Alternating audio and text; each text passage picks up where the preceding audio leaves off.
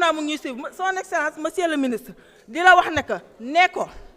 ñii mu neex leen mu naqari leen loi bi bu ngeen ko voté wul dina jàll par A ou par B parce que nag seule population bi moo ñu ñor loolu moom dañ leen koy wax nga xam ne bu ngeen tëddee ngeen nelaw parce que li mu bëgg a taxaw. Merci. Notre collègue Adji Diarra Mergane, vous avez la parole, suivi de Astou Ndiaye.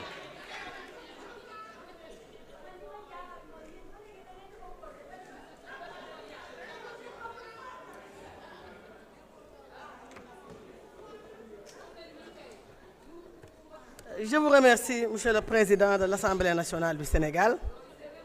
Monsieur le ministre de la Justice, garde des Sceaux, Monsieur le ministre du Travail, de l'Emploi et des Relations avec les institutions, chers collaborateurs des ministres, je vous salue en vos rangs, grades, tout protocole confondu. Chers honorables collègues, je voudrais, Monsieur le ministre, m'adresser au peuple sénégalais. Ce peuple sénégalais, ce vaillant peuple mature qui nous suit et dont je suis sûr qu'il nous prête attention. Je voudrais dire que moi, Adji Mergane Kanouté, je ne voterai pas ce projet de loi. Je ne voterai pas ce projet de loi pour trois raisons. La première raison du pourquoi je ne voterai pas ce projet de loi, c'est que le Haut Conseil des collectivités territoriales émane de la volonté populaire. Le Haut Conseil des collectivités territoriales est passé par le référendum. Le Haut Conseil des collectivités territoriales est issu des recommandations des assises nationales. Avec notre formation politique Union pour le développement du Sénégal, j'ai été signataire de la charte de bonne gouvernance des assises nationales. Et parmi les recommandations, il y avait le Conseil national des collectivités locales. Je vous renvoie aux articles 137, 138 et 139 de l'avant-projet de constitution de la Commission nationale de réforme des institutions, la CNRI. Également, ça me permet d'interpeller des personnalités qui ont été signataires de la charte de bonne gouvernance. Je veux interpeller les Magou Pastef, et particulièrement le doyen Alakan.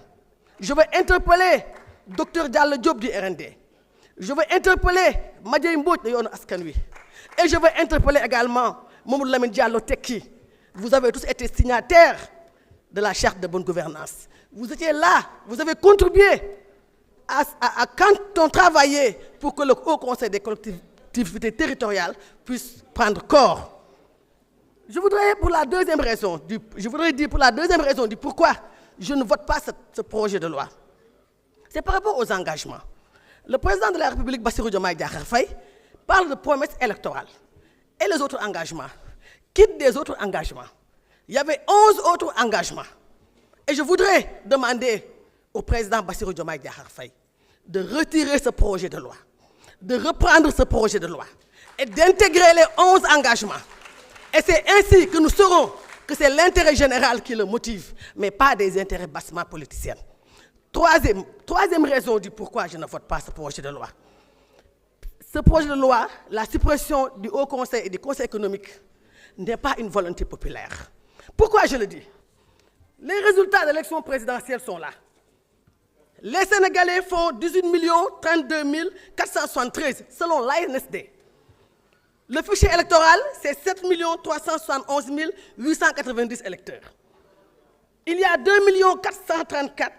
751 électeurs sénégalais qui ont choisi Bassirou Diomaye Diakhar Faye.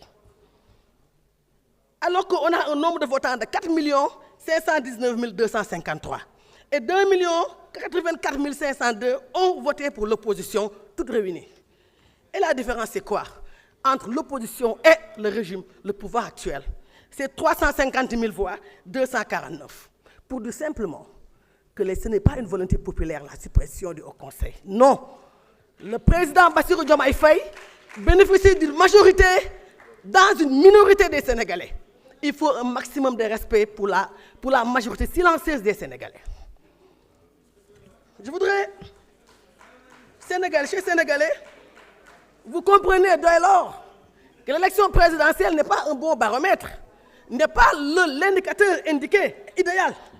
Parce que l'élection présidentielle, c'est l'élection d'un homme, alors que les élections législatives, c'est l'élection des hommes et des femmes. Et je pense que ce projet aux allures nauséabondes a pour réelle motivation de mettre Benno Bokk Yakaar en mal avec les Sénégalais. Mais les Sénégalais sont matures. Les Sénégalais ont compris que vous êtes en train de trouver l'argumentaire pour la campagne des législatives anticipées. Et ces Sénégalais-là vont donner la majorité à nous l'opposition. Je ne parle même pas d'une cohabitation. Je suis convaincu que nous aurons la majorité à l'Assemblée nationale. Et nous serons ici en début d'année, Inch'Allah, pour pouvoir véritablement continuer le travail du président Macky Sall. Je vous remercie. Merci. Astou Ndiaye, vous avez la parole suivie de Chérif Ahmed Diko.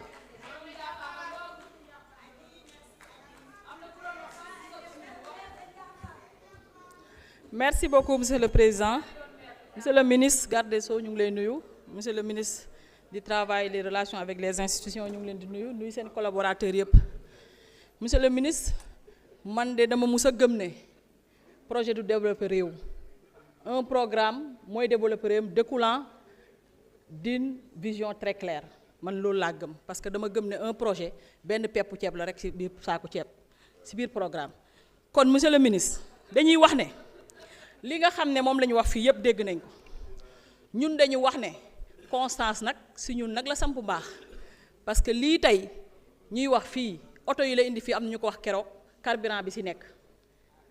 voyage yi la président bi nga xam ne tey moom lañ fal muy dem ak a ñëw te indi la guñu rek benn njëriñ def signé gut benn kii boo xam ne njëriñ na Sénégal xëy na tey comme dem na Chine dina signé dara waaye ñun ñoo voté woon carburant boobu ñoo voté woon kérosène boobu. Une première fois ñu gis un premier ministre ñu jox ko président avion président de la République ñëw escale si dëkk te ku ne xam ne escale lan lay coûter li nga xam ne mooy contribuable sénégalais kon monsieur le ministre loolu yaxanal fa la waroon commencer parce que nag dañoo gis ne un président de la République pour une première fois ñu fal ko mu def 3 mois hôtel Azalaï un premier ministre ñu fal ko ak son gouvernement ñu def 3 mois li nga xam ne mooy méridien présidentiel dañu bëggoon laajte coût boobu ñaata la parce que loolu jaaxal na parce que c'est une première dans le Sénégal monsieur le premier ministre premier ministre sax juumuma nag ndax yow yaa ñëw comme ni ñu ko waxee léegi foogoon naa ne li may wax léegi am na ñu ko wax budget bi président Macky Sall bi mu fekk ñu def ko éducation budget bi ñu def ci santé ñaata hémodialysé lañ jël en charge gratuite 22 322 hémodialysé kon yaakaar naa ne gàcce mbaalaam le président Macky Sall te ba muy ñëw nag en 2010 ba fu ñu toll 3 rek structure publique ñoo doon def hémodialyse gratuitement tey bu mu ñëwee ak fi ñu toll nii 20 yi nga xam ne 21 centres d'hémodialyse ñoom ñooy def tey gratuitement hémodialyse ñooy def dialyse tey gratuitement kon loolu yaakaar naa ne dañ ko war di wax ndax président Macky Sall na li def santé fekk fi 2 hôpitaux yoo xam ne pareegut mu yeggali ko fekk ñëw nag tabax fi 5 hôpital régional kon monsieur le ministre dañuy wax ne li nga xam ne mooy projet de loi bii li ñu wax rek sénégalais yi mooy ne gëmuñu ko ñun nag ngàcce ngaalaama le président Macky Sall parce que nag Kaolack assainissement yaakaar naa ne ku ne gis na ne dafa inondation meloon mais tane na parce que 13 quartiers yoo xam ne loo xam ne assainir nañ ko ak Kaolack ñun nag gàcce ngaalaama la commune de Ndiaffate parce que le président Macky Sall bu mu ñëw pouvoir 11 villages électrifiés lañu amoon 75 villages tey nag 5 villages moo ñu desee ñoom accès universel ñu ngi leen di xaar nag ci 5 villages yooyu te xam naa ne programme woon nañ ko sax ndax 2025 le président wax ne accès universel à l'électrification rurale kon loolu yaakaar naa ne ñun gàcce ngaalaama yoonu wàllaa dex nag le président 300 et quelques milliards la ci def defar ko defaraat ko kon yaakaar naa ne ñun askanu Ndiaffate xanaa kañ dañuy jooy le président Macky Sall ni ko sénégalais di jooyee parce que lii ñu gis fii mooy ay naxee mbaay nag ci lan naxee mbaay mooy ne dañoo waxoon ne bu ñu faloo supprimer fonds spéciaux yi parce que nag ñaan Touba léegi Touba nag xam naa ne yeewu nañ parce que ku lay bañal loger say gan hôtel ay ganu Serigne Touba nga bañ leen a loger pour 20 millions kese bu la ne dinaa la régler inondation bu la ne dinaa la régler ndoxu Touba da lay nax nañu xam ne nag dëkk bii chef religieux yi dañoo bokk ci cohésion sociale nañ leen respecter teg leen place parce que nag dama leen di wax ne ñun nag yàlla dafa def ne ñun dañoo ñëw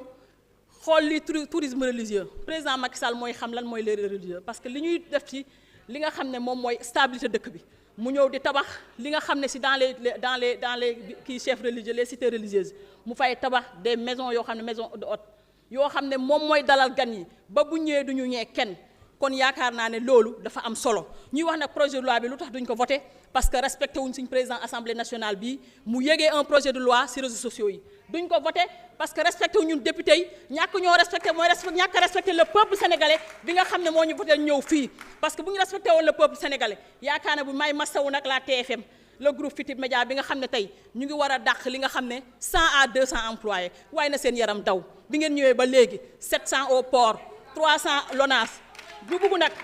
Dakar Nav le contrat Dakar Nav ay sénégalais ingénieurs sénégalais yu mérité gagné woon ko ñu jël contrat bi jël ko dindi ko jox ay portugais defal leen prolongation bu 8 mois te c'est illégal ñu buggal la LFR dañoo bugg ngeen ñëw wax parce que su ngeen defoon LFR tey lii yëpp dina leer parce que LFR nag loi de finances rectificative boo ko leen ko voté woon di ngeen xam fi ngeen di orienter les priorités massa à la jeunesse maa leen di massawu parce que l'espoir nag jeex na Sénégal moo tax ñëpp di dem. Chérif Ahmed Dicko, vous avez la parole,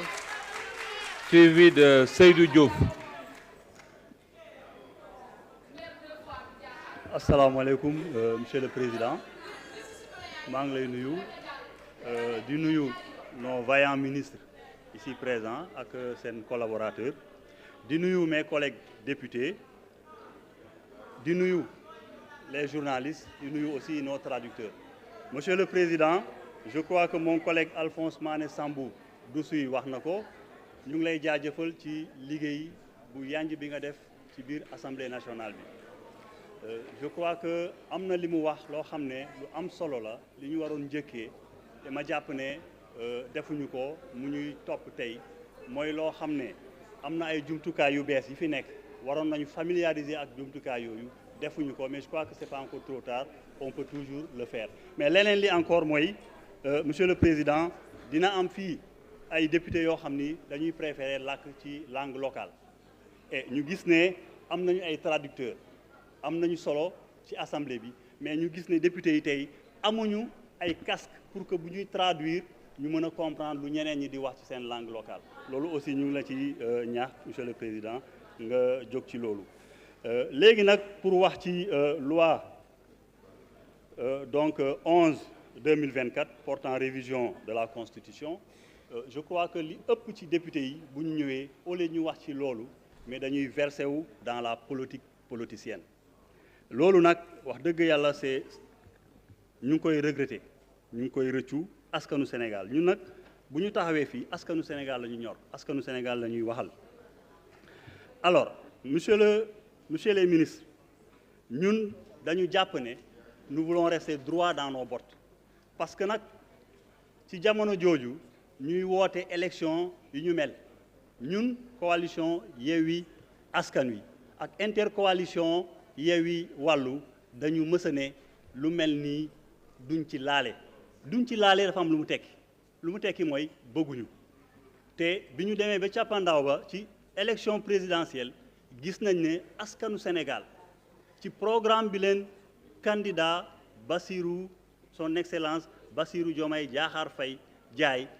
jënd nañ ko te ci programme boobu dafa bokkoon ci suppression de ces deux institutions que ñun ñu jàpp ne xëy na man du ma ne amul benn njëriñ mais xëy na liñ ci séentu woon ak ni muy doxee du benn ba ñu jàpp ne ñun réforme yi ñu bëgg a indi ci Sénégal bii ñu proposé Sénégalais institutions yi amuñu fa place ba tax na ñun dañu gëm ne institutions yi dañ ko war a supprimer. dégg naa fii nag ay députés yu naan am na benn ministre bu dem ci télé di naan bu ñu ko supprimer dañ koy remplacer il faut rétablir les faits ministre bi waxul ne dañ koy remplacer dafa ni ci programme bi ñu proposé Sénégalais yi am na beneen doxalin bu ñuy am ci doxalin boobu mu indi ci les pôles territoriaux donc il faut que aussi ñuy respecter nit ki li mu wax ñu koy waxee noonu. leneen li ma bëggoon yokk ci lii monsieur le ministre mooy ñu ngi évoquer déclaration de politique générale du premier ministre Ousmane Sonko ma lay yóbbante nag ci le premier ministre monsieur Ousmane Sonko ne ko nag assemblée nationale man tey laa xam ne daf fi bëri ay fans assemblée nationale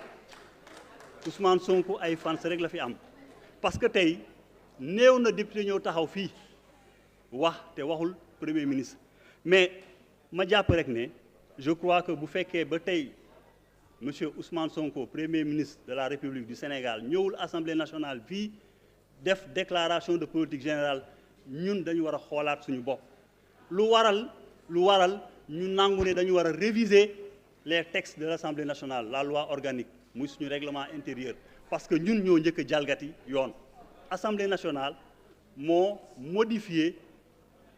la loi organique ba pare mettre ko à jour modification boobu nag reconnaîtrul monsieur le premier ministre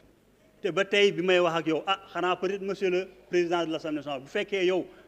distribué nga yeneen règlement intérieur bu bees te man jotuma ci nga wax ma ko mais ba fu ñu nekk nii tey règlement intérieur man bi ma yor reconnaîtrul monsieur le premier ministre Ousmane Sonko donc nañu tey ñu dal parce que dafa am benn processus bu mu war a topp processus boobu nag bokk na ci bu jógee fii dem présidence bu jógee présidence dem conseil constitutionnel kon bokk sama gars yi ñu ngi leen di invité ngeen dal Ousmane Sonko dana ñëw fii ku xam Ousmane Sonko nga xam ne du tapette Ousmane Sonko du daw du dellu.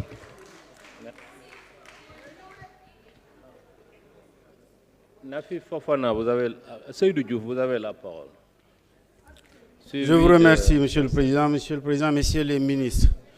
Monsieur le garde des Sceaux, ministre de la Justice, je voudrais voir avec vous à quand la